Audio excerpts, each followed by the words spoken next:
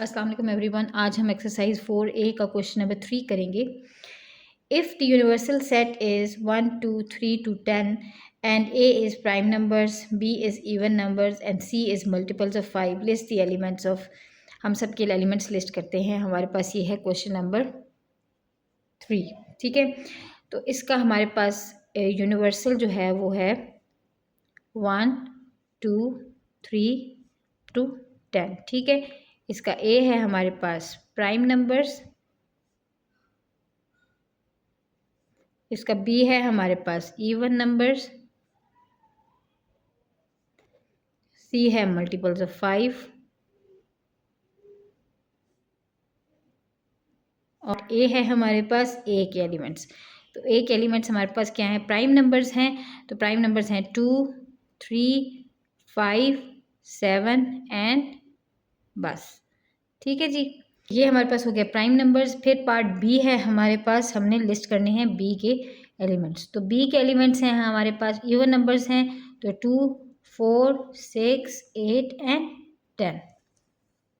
ठीक है जी, उसके बाद है हमारे पास सी के एलिमेंट्स हमने करने हैं। तो सी है हमारे पास मल्टीपल्स ऑफ 5। तो 5 के मल्टीपल्स क्या हैं? 5 है और 10 है। अब हमने पार्ट डी है हमारे पास ए का कॉम्प्लीमेंट। तो मैंने आपको कल बताया था कि ए का कॉम्प्लीमेंट वो होता है जो ए में प्रेजेंट होते हैं, वो हम ए कॉम्प्लीमेंट में नहीं लिखते, उसके अलावा जितने भी यूनिवर्सल में प्रेजेंट होते हैं वो लिखते हैं। तो ए में अगर 1 नहीं था हम 1 लिख लेते हैं, 2 था हम नहीं लिखेंगे, 3 भी नहीं लिखेंगे क्योंकि वो भी था, 4 नहीं था, 5 था, 6 नहीं था और 7 भी था, तो 8 9 एंड 10 नहीं था। तो ये हमारे पास ए कॉम्प्लीमेंट हो गया।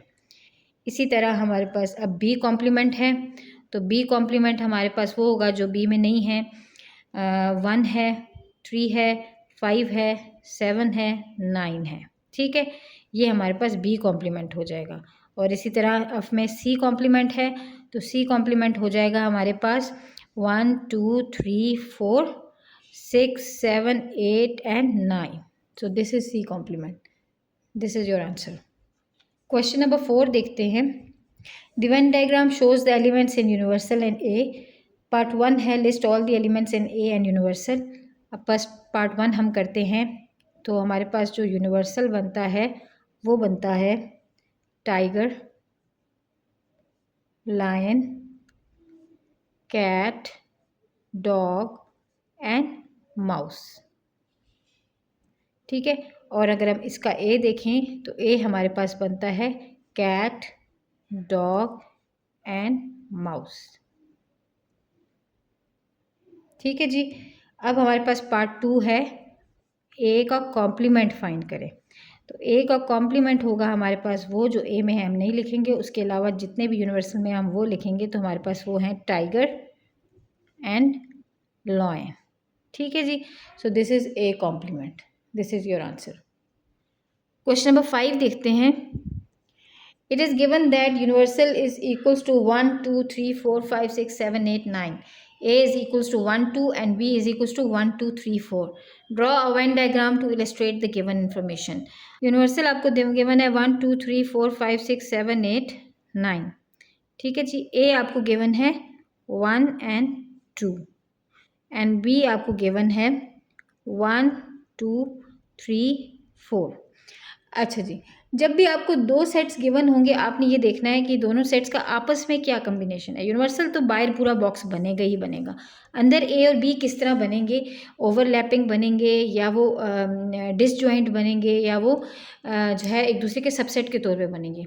ये तीनों में क्या फ़र्क होता है पहले मैं आपको वो समझा देती हूँ। 3 तरह की चीज़ें होती हैं। अगर आपके पास यूनिवर्सल जो है ना वो है 1 से लेके 10 तक, और आपका ए जो है वो 1 से 5 तक है, और आपका बी जो है वो 3 से 7 तक है। ठीक है, तो आपके पास जो है ना आपका यूनिवर्सल हमेशा ऐसे ही बनेगा। ठीक है, आपको यूनिवर्सल हमेशा ये बनेगा। ए और बी को आपने देखना है, इन दोनों में कुछ कॉमन आ रहा है। इसमें अगर 1 2 3 4 5 आ रहा है और इसमें 3 4 5 6 7 आ रहा है, तो इनमें 3 4 5 और इसमें 3 4 5 कॉमन आ रहा है और कुछ चीज़ें नहीं आ रही। तो अगर कुछ चीज़ें नहीं आ रही और कुछ चीज़ें आ रही हैं तो ये हमेशा इस तरह बनेंगे ओवरलैपिंग। जो कॉमन आ रही हैं वो इस एरिया में आ जाती हैं 3 4 5, और जो कॉमन ए में नहीं है वो ए में इधर आ जाती हैं, और जो बी में नहीं है वो इधर आ जाती हैं। ठीक है जी। इसी तरह अगर मेरे पास ए गिवन होता मुझे 1 और 2 और बी गिवन होता मुझे 3 एंड 4, दोनों में कुछ भी कॉमन नहीं है आपस में, तो मेरे पास यूनिवर्सल ऐसे ही बनता, और ए मेरे पास ऐसे बनता और बी मेरे पास ऐसे बनता। ए बनता 1 2 और बी बनता 3 4। ठीक है। अब मेरे पास अगर ए होता 1 2 3 4 और बी होता मेरे पास 2 एंड 3। अब बी में जो भी हैं वो सारे के सारे ए में भी हैं, यूनिवर्सल में तो होने ही हैं, ए में भी हैं, तो मेरे पास यूनिवर्सल तो ऐसे ही बनेगा और ए मेरा बड़ा बनेगा, जिसमें बी फिर छोटा बनेगा, क्योंकि बी में वही चीज़ें हैं जो ए में हैं। 2 3 इधर आ जाएगा और 1 और 4 इधर बाहर। ये कहते हैं सबसेट, जब सारे के सारे एलिमेंट्स एक सेट के दूसरे सेट में से लिए गए हों तो इस बी को सबसेट ऑफ ए कहते हैं। यहाँ पे ये ओवरलैपिंग है, यहाँ पे ये डिसजॉइंट हैं और यहाँ पे ये सबसेट्स हैं। मोस्टली यही 3 तरीक़ों से हमारी डायग्राम्स, वेन डायग्राम्स बनती हैं। आई होप आपको समझ आई होगी। अब हम क्वेश्चन पे वापस जाते हैं। सो ये हमारा क्वेश्चन था। इसमें अब आप देखें कि ए हमारे पास 1 2 है और बी 1 2 3 4 है। ए पूरा का पूरा बी से भी निकला हुआ है, तो it means A is subset of B. तो मेरी जो वेन डायग्राम होगी वो कुछ इस तरह होगी। ये मेरे पास बन जाएगा मेरा यूनिवर्सल, ये मेरे पास यूनिवर्सल बन जाएगा। ये हो जाएगा ए और सॉरी बी, और ये मेरे पास हो जाएगा ए जो कि उसका सबसेट है। इस ए में आ जाएगा 1 2, बी में आ जाएंगे फिर बाहर 3 4, 1 2 उसके अंदर ही है, और बाकी जो भी बच गए वो सारे इधर बाहर आ जाएंगे यूनिवर्सल में 7 8 एंड 9। ठीक है। सो ये हमारी वेन डायग्राम बनेगी to illustrate this given information. ठीक है जी। आई होप आपको समझ आई होगी। क्वेश्चन नंबर 6 देखते हैं। It is given that universal is